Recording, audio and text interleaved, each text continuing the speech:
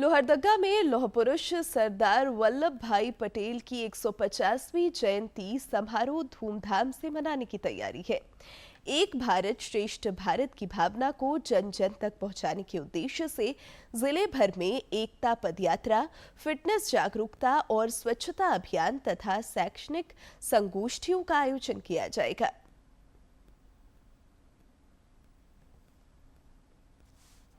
झारखंड समेत देश भर में लौह पुरुष सरदार वल्लभ भाई पटेल की 150वीं जयंती इस बार खास होगी।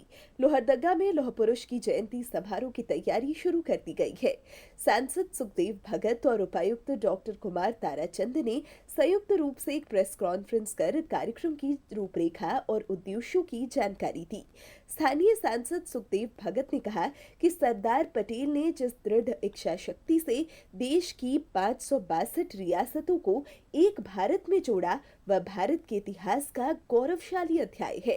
लौह पुरुष सरदार वल्लभ भाई पटेल की 150वीं जयंती के अवसर पर केवल उनके जो मूल्य या उनके जो विरासत, जो उनके जो कार्यकलाप की विरासत को केवल नई पीढ़ी को बतलाना, वरन के माध्यम से वो आज भी हमारे लिए प्रेरणा स्रोत है। उन प्रेरणा स्रोत को लेकर हम आगे बढ़े। श्री भगत ने लोगों से लौह पुरुष के आदर्शों को आत्मसात करने तथा देश की एकता, अखंडता और विकास के लिए मिलकर कार्य करने का आग्रह किया।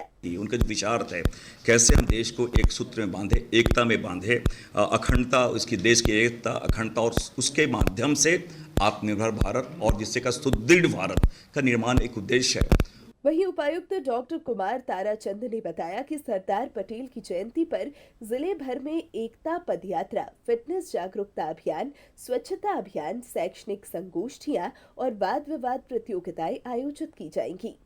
आप जब जानते हैं कि जब हम लोग रीयूनिफिकेशन कर रहे थे भारत संघ का, तो बहुत सारे ऐसे रियासतें थी जिसपे सरदार वल्लभ भाई पटेल ने heavy handed with firm decision उनको एकीकृत करके आज का जो आधुनिक भारत है उसका निर्माण किया।